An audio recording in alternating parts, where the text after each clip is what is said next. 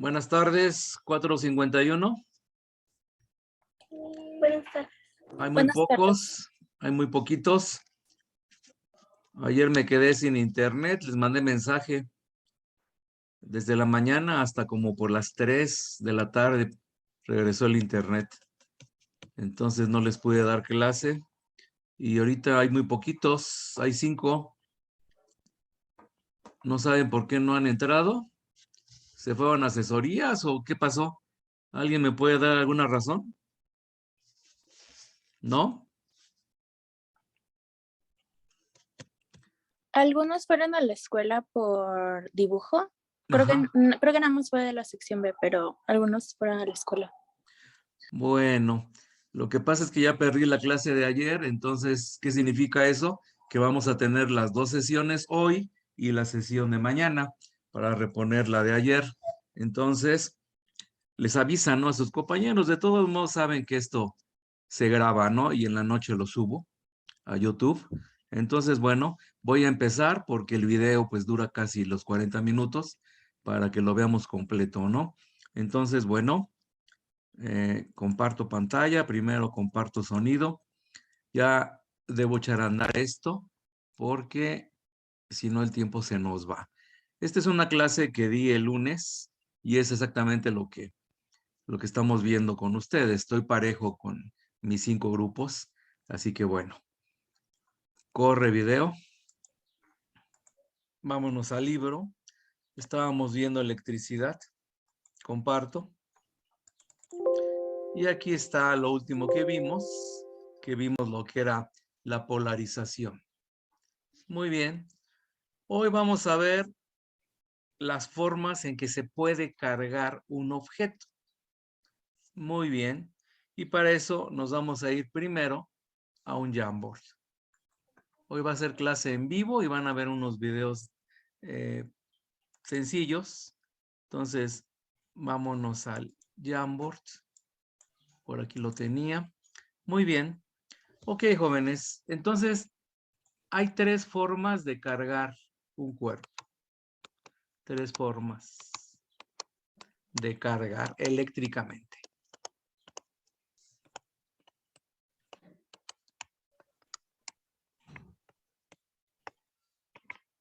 Ok. Hoy siento que mis letras no andan muy claras, pero bueno. La primera es por contacto. Bueno, eso es clásico, ¿no? Simplemente si yo tengo un cuerpo cargado, mis varitas que hemos usado, positivo o negativo, si toco otro cuerpo, pues evidentemente voy a transferirle carga a ese cuerpo, lo voy a cargar. Simplemente hay un contacto físico. La segunda forma es por fricción o por frotamiento. Entonces, eso también lo hemos hecho. Cuando tengo piel, cuando tengo seda y tengo mi varita, froto. ¿Qué estoy haciendo ahí?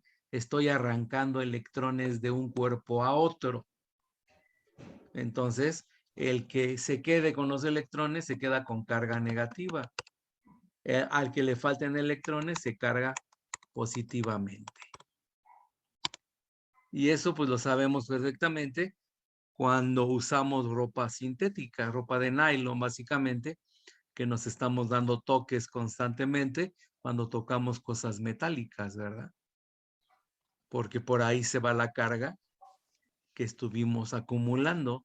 Cuando frotamos material sintético, le arrancamos electrones a ese material, nuestro cuerpo se está cargando negativamente y estamos sobrecargados de electrones. Y entonces, ¿qué sucede? Pues esa sobrecarga se va cuando tocamos un buen conductor como el metal. Y ahí sentimos los toques, ¿verdad? Y la tercera forma es por inducción. ¿Qué es lo que vamos a leer primero en el libro? Pero voy a explicar. Vamos a suponer que tengo 2 esferas metálicas. Las tengo pegadas. No tienen carga, ¿eh? Y están sobre 2 bases aislantes, plástico, porcelana. para evitar que las cargas se vayan, ¿no? O entren. Entonces tenemos estas bases, son aislantes. No tienen carga todavía, pero a ver, por inducción, ¿qué es lo que voy a hacer? Voy a acercar un cuerpo cargado, una varita, pero no voy a tocar. Vamos a suponer que tiene carga negativa la varita, pero no voy a tocar, lo voy a acercar sin tocar. Entonces, ¿qué sucede?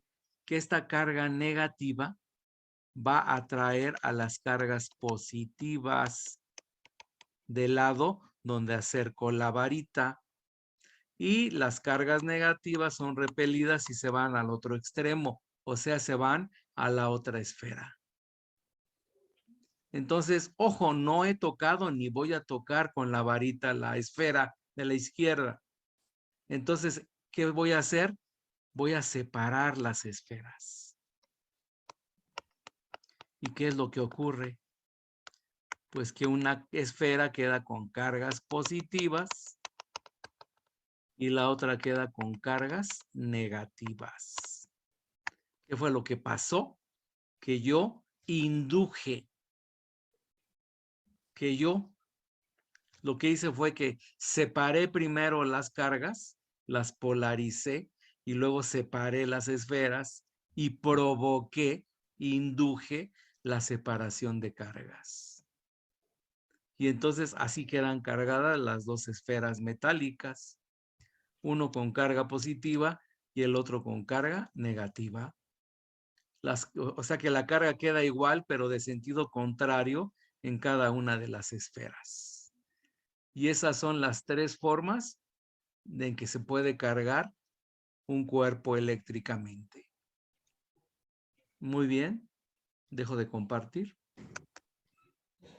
Entonces, ¿alguna duda hasta aquí? ¿Se entendió las tres formas de cargar un cuerpo? Bueno, vamos al libro, ahora sí, vamos a leer. Y dice, carga por inducción. La redistribución de carga o la polarización, que aquí no lo pone, pero se los mencioné la vez pasada, a causa de la presencia cercana de un objeto cargado, es útil para cargar objetos eléctricamente sin hacer contacto. Este proceso, conocido como carga por inducción, se puede realizar sin ninguna pérdida de carga en el cuerpo cargado. O sea, chequen, la varita que acerqué se quedó con su misma carga porque no hubo contacto con las esferas. Por ejemplo, consideremos dos esferas metálicas neutras, como yo dije, que se tocan entre sí. Están en contacto, acuérdense, pero no tienen carga, como se muestra en la figura 23:11. Y ahí está todo lo que les estuve contando. Cuando una barra cargada negativamente, pues miren, coincidió, yo también puse negativo, se acerca a la esfera de la izquierda, también lo puse a la izquierda, sin tocarla, tiene lugar una redistribución de carga, la polarización. Chequen el dibujo de la derecha, las cargas positivas se van hacia la varita y las negativas se van hacia la derecha. Luego dice, los electrones son forzados a desplazarse desde la esfera de la izquierda hasta la esfera de la derecha, son repelidos a través del punto de contacto. Ahora bien, o sea, chequen que el punto de contacto es donde están las esferas unidas momentáneamente, no están pegadas, nada más están unidas. Aquí estoy apuntando ahí. Ese es el punto de contacto. Luego dice, ahora bien, si las esferas se separan en presencia de la barra de carga, los electrones no pueden regresar a la esfera de la izquierda. Entonces chequen. Si separo las esferas en el inciso C, los electrones se quedan en la esfera de la derecha y las cargas positivas en la esfera de la izquierda. Repito, ahora bien, si las esferas se separan en presencia de la barra de carga, los electrones no pueden regresar a la esfera de la izquierda. A consecuencia de esto, La esfera de la izquierda tendrá una deficiencia de electrones, una carga positiva, y la de la derecha tendrá un exceso de electrones, una carga negativa. Una carga también se puede inducir en una sola esfera. Este proceso se ilustra en el electroscopio. Bueno, eso ya no lo vamos a ver. Entonces, las otras dos formas, como les dije, es por contacto y por fricción. Entonces, vamos a aprovechar para ver un video corto que ilustra precisamente estas formas en que se cargan los objetos. Dejo de compartir. Comparto de nuevo, audio primero y vámonos a este. Bueno, este no es. Este lo vamos a ver después. Ah, pero no es cierto, ya lo tengo en el Classroom. Entonces vamos a ver. Aquí en el Classroom, en la tarea número 10, está el video que es carga eléctrica. Corre video. Hay tres formas de Si escuchan, confírmeme por favor. electrizar un Sí, cuerpo. profesor. Sí, ok, perfecto, gracias. Entonces vamos a regresar el video un poquito para que arranque desde el principio. Corre video. Un cuerpo, o lo que es igual, causarle un pequeño desequilibrio en sus cargas eléctricas para que el objeto adquiera una carga neta. Estas formas son el frotamiento, la inducción y el contacto. Los antiguos griegos habían observado que el ámbar, la savia fósil de un árbol, era capaz de atraer cabello o pedacitos de fibra cuando se frotaba con un paño de piel. Debido a esto, el material quedaba electrificado durante un breve tiempo. Otros materiales también tienen esta interesante propiedad, como el vidrio, el plástico y algunas piedras preciosas. Por ejemplo, al separar las piezas de ropa recién sacadas de la secadora, saltan chispas, que indican que de alguna manera la ropa quedó electrificada, luego de dar vueltas en el tambor. Y si nos peinamos vigorosamente con un peine de plástico, este atraerá trocitos de papel. También ocurre que al deslizarse por el asiento de un auto, se siente una sacudida poco agradable al tocar la manilla o la carrocería. Estos fenómenos tienen su origen en las partículas subatómicas, protones con carga positiva, neutrones sin carga y electrones con carga negativa. Normalmente las sustancias están en estado neutro, pues los átomos tienen igual cantidad de protones que de electrones. Pero al frotar algunas con lana, seda o piel, son capaces de atraer o repeler a otros materiales. Y si un cuerpo cargado eléctricamente se pone en contacto o se acerca a un segundo objeto, es capaz de ceder o captar cargas, dejando al otro igualmente electrizado. Vamos a ver las formas en que sucede. Veamos ahora cada forma de electrizar cuerpos detenidamente. Si quieres aprender más lentamente o ampliar información, puedes visitar el enlace de la descripción. Electrización por frotamiento. La electrización por frotamiento consiste en frotar un material con otro. Así uno de ellos capta o cede electrones, quedando ambos con cierta carga neta. Los electrones, aunque sujetos al núcleo atómico formado por protones y neutrones, tienen buena movilidad y los más externos pueden incluso desprenderse en ciertos casos. Claro que para esto hay que efectuar una cantidad de trabajo que dependerá de la naturaleza del material. Peinarse el cabello con un peine de plástico hace que los electrones del pelo se liberen y vayan a parar al plástico, quedando este con un exceso. Podemos probar a frotar también barras de vidrio o ebonita con paños de seda. Los electrones se desprenden del vidrio y pasan a la seda, que los acepta con facilidad. Ahora bien, al acercar dos barras de vidrio frotadas con paño de seda, se observa que se repelen. En cambio, frotando la barra de ebonita o de plástico con piel de conejo y acercándola de vidrio frotado con seda, observamos que se atraen. Igual sucede experimentando con otros materiales. Algunos se atraen luego de ser frotados y otros se repelen. En todo caso, se debe a un exceso o defecto de electrones. Esto significa que hay dos clases de carga eléctrica. Cuando dos cuerpos tienen distintos tipos de carga, se atraen, pero si tienen el mismo tipo, se repelen. Benjamin Franklin, 1706-1790, llevó a cabo muchos experimentos como estos y sugirió el nombre de electricidad positiva a la que adquiere el vidrio frotado con seda, y el otro tipo de carga pasó a llamarse electricidad negativa. La conservación y la cuantización de la carga eléctrica. Es importante destacar que durante los procesos de carga, esta no se crea ni se destruye. Lo que observamos es que la carga pasa de un material a otro. Por lo tanto, es posible establecer el principio de conservación de la carga eléctrica como un principio fundamental de la física.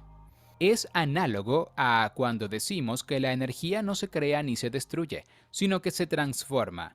Del mismo modo, se establece que la carga eléctrica tampoco se crea ni se destruye, solamente se transfiere de un cuerpo a otro. Otro hecho importante es que cuando hay transferencia de electrones de un material a otro, siempre ocurre en cantidades enteras, porque los electrones no se fraccionan. Se concluye pues que la carga eléctrica está cuantizada, siendo el quantum de carga, la carga más pequeña posible, la del electrón, denotada mediante el símbolo E y el signo negativo. El coulomb, abreviado C, es la unidad del Sistema Internacional SI para la carga eléctrica.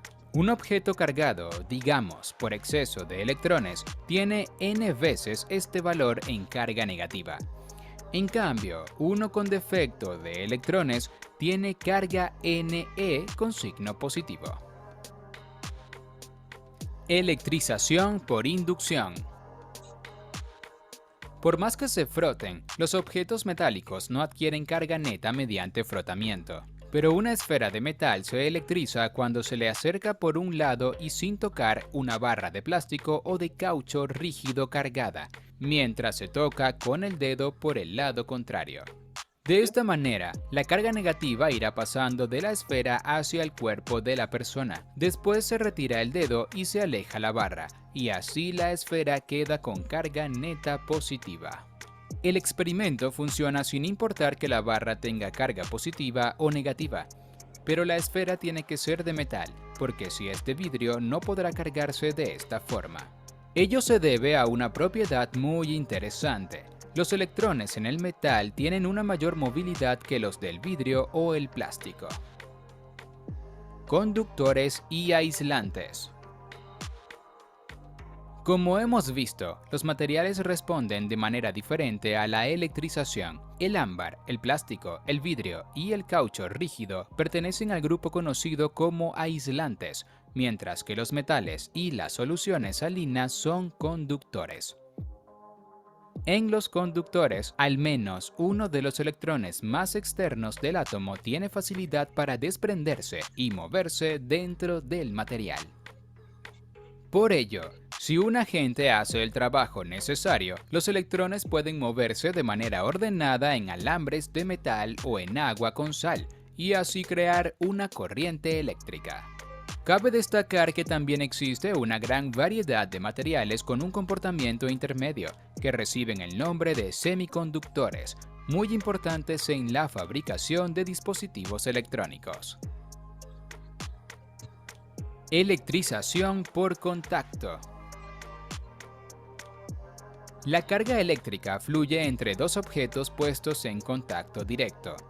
Si hay exceso de electrones en uno, una parte pasará al otro objeto. Y si por el contrario hay defecto, uno de los objetos podría ceder electrones al otro, quedando los cuerpos con cargas del mismo signo.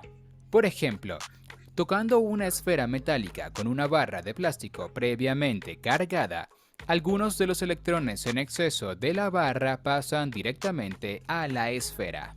De esta manera, la esfera metálica se ha cargado por contacto directo, repartiéndose el exceso de carga entre ellos, siempre respetando al principio de conservación de la carga. También podemos poner en contacto dos esferas metálicas cargadas, puestas en soportes aislantes. Si las esferas son idénticas, la carga se repartirá entre ellas en partes iguales.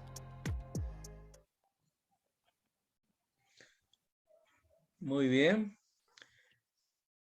Dejo de compartir. Entonces continuamos con el libro. Vamos a ver la ley de Coulomb. Muy bien. Como de costumbre, la tarea del físico consiste en medir de forma cuantitativa las interacciones entre los objetos cargados. O sea, ¿qué pasa ahí? Para un físico, para un científico, no es suficiente la ley de las cargas. Ya se sabía que las cargas iguales se repelen y las cargas diferentes se atraen, pero lo que necesita el científico es saber con qué fuerza, cuánto miden las fuerzas de atracción o de repulsión. Eso es importante. Entonces dice aquí, no es suficiente con establecer que existe una fuerza eléctrica. Debemos ser capaces de predecir su magnitud. ¿De qué tamaño es? La primera investigación teórica acerca de las fuerzas eléctricas entre cuerpos cargados fue realizada por Charles Augustin de Coulomb en 1784. Dense cuenta, ya hace más de 250 años, ¿no? O sea, a ver, 800, 900, sí, 200 y feria años. Él llevó a cabo sus investigaciones con una balanza de torsión para medir la variación de la fuerza con respecto a la separación y la cantidad de carga. Ok, entonces vamos a irnos de nuevo a un Jamboard. Vámonos, ¿dónde tengo el Jamboard? Lo tengo aquí en el final de el video. Entonces vámonos aquí el Jamboard, ahí está. Muy bien, entonces vámonos a un Jamboard nuevo. ¿Qué fue lo que hizo Coulomb? Bueno, él hizo lo siguiente. Él usó un aparato que se llama balanza de torsión.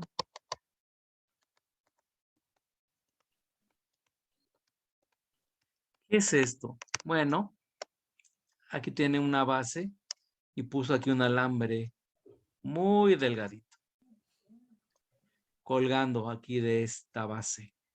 Y aquí puso dos cuerpos cargados. Entonces, vamos a suponer que uno es positivo y el otro es negativo. Entonces, ¿qué pasa?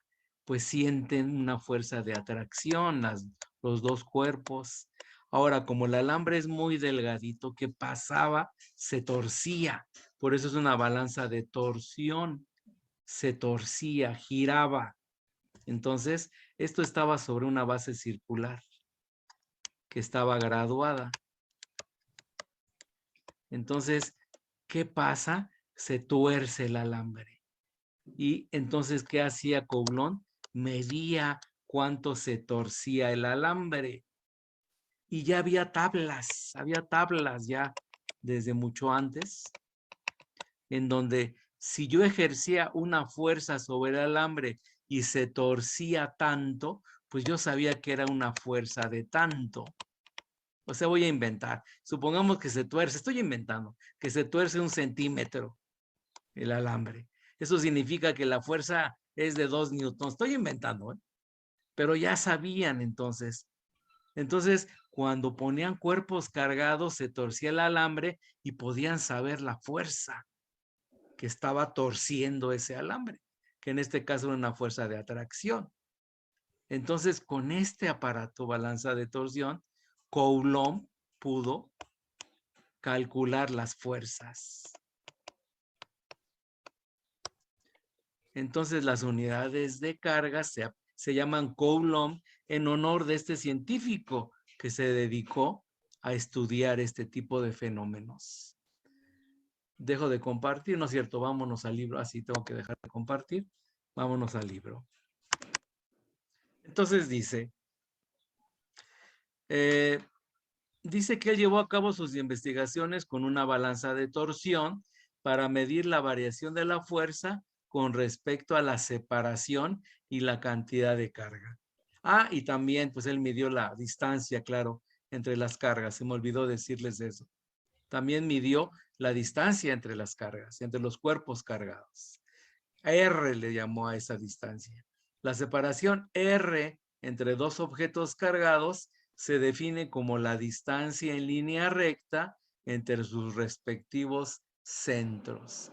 Vámonos de nuevo al dibujo del Jamboard. Entonces, en este caso, ¿cuánto mide R? R es esto, la distancia entre los centros de los cuerpos. Esa es la R, la distancia de separación. Muy bien. Entonces, vámonos de nuevo al libro.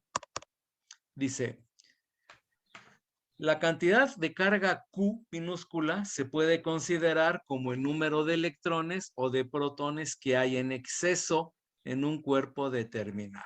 También hubo experimentos en donde se calculó la carga del electrón.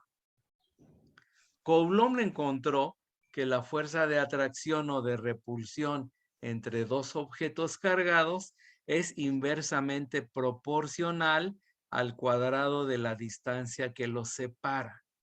En otras palabras, si la distancia entre dos objetos cargados se reduce a la mitad, la fuerza de atracción o de repulsión entre ellos se cuadruplicará.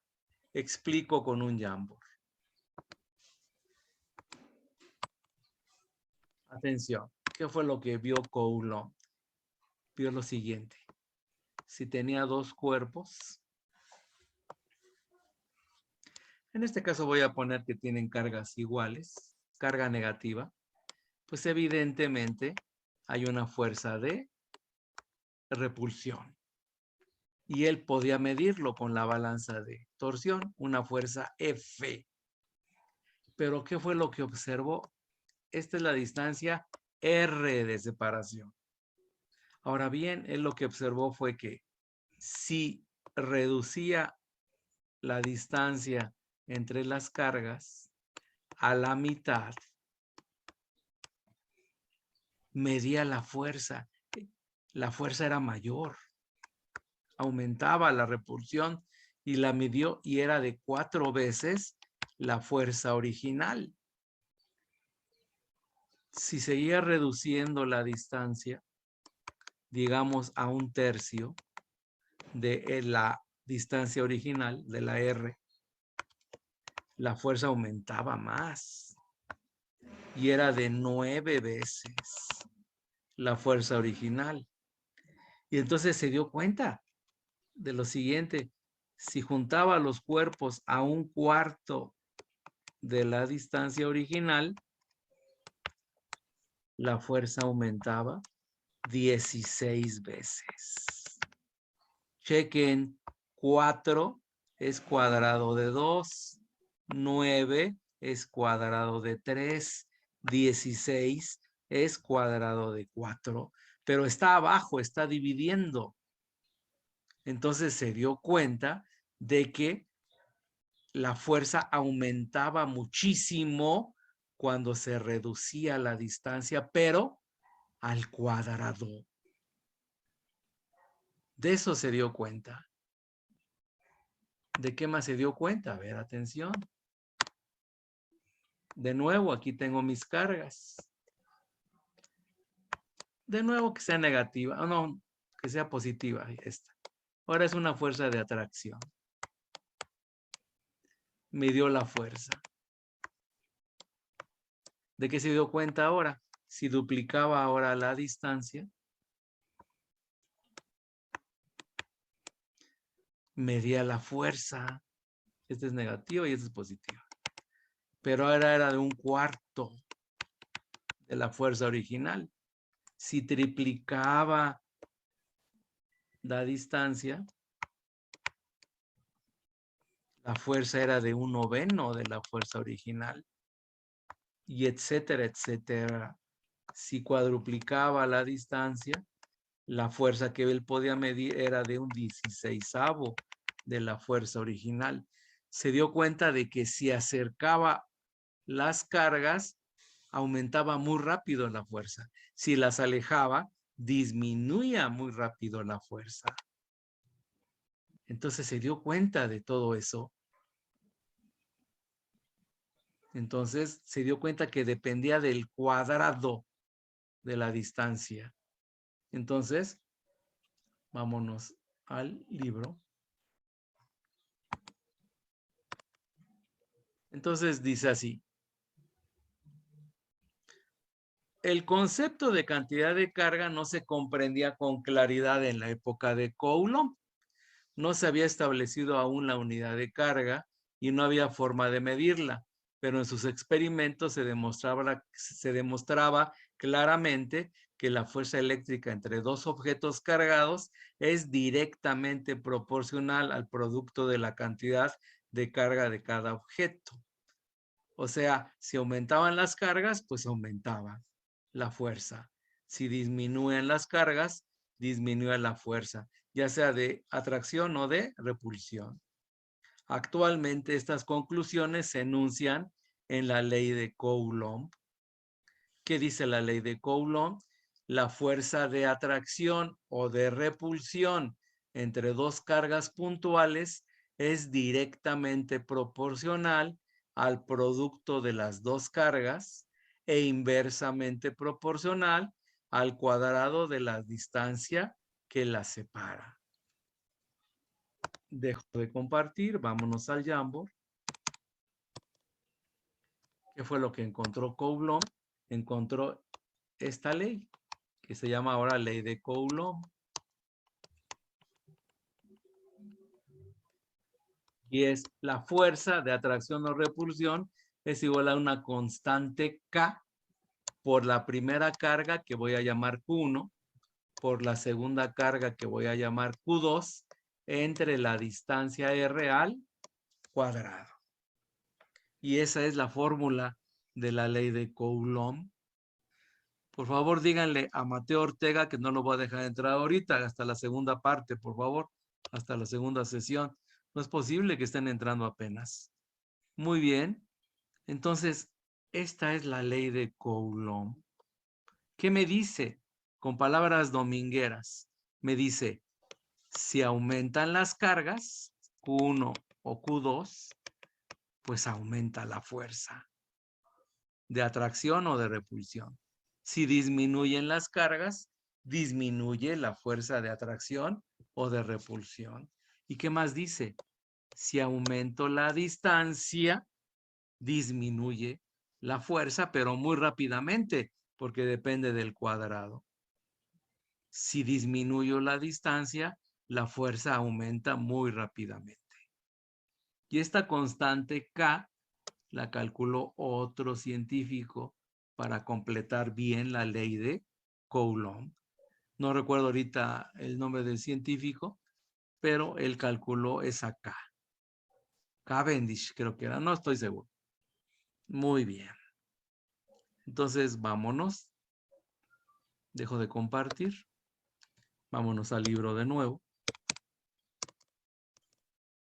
Entonces dice, para lograr la expresión matemática de la ley de Coulomb, consideremos las cargas de la figura 2313. Y aquí está algo similar a lo que les estaba explicando.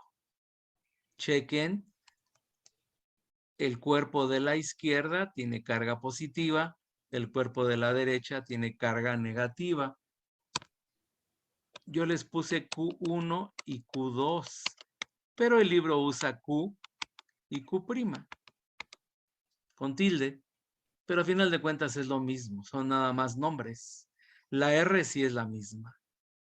Y la ley de Coulomb que está aquí, pues es la misma que les puse, pero evidentemente aquí puso Q y Q', no Q1 y Q2. Pero es más común encontrarla así en otros libros, ¿eh? K por Q1 por Q2 entre R cuadrada. Entonces, bueno, borro. Y vámonos aquí, dice, para lograr la expresión matemática de la ley de Coulomb, consideremos las cargas de la figura 2313, que es la de abajo. En dicha figura se indica la fuerza de atracción F entre dos cargas contrarias, así como la fuerza de repulsión entre dos cargas similares. En cualquier caso, La magnitud de la fuerza se determina mediante las magnitudes de las cargas Q y Q' y por su separación R minúscula, partiendo de la ley de Coulomb. Y bueno, esto significa que son proporcionales. Significa eso nada más. Y esta es la ley de Coulomb. La constante de proporcionalidad K incluye las propiedades del medio que separa los cuerpos cargados y tiene las dimensiones que dicta la ley de Coulomb. No se preocupen por la K. La K ya tiene un valor.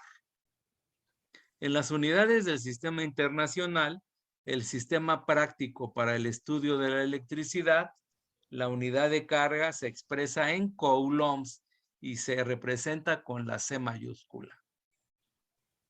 En este caso, la cantidad de carga no se define por medio de la ley de Coulomb, sino que se relaciona con el flujo de una carga a través de un conductor. Posteriormente veremos que esta velocidad de flujo se mide en amperes, que son las unidades de corriente eléctrica. Una definición formal de Coulomb es la siguiente.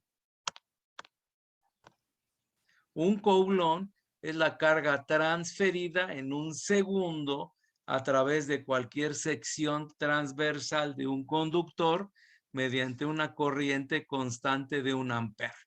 Ya veremos con más calma esta definición de Coulomb, pero bueno, eso es la cantidad de carga que pasa en un segundo en cierta parte de un conductor.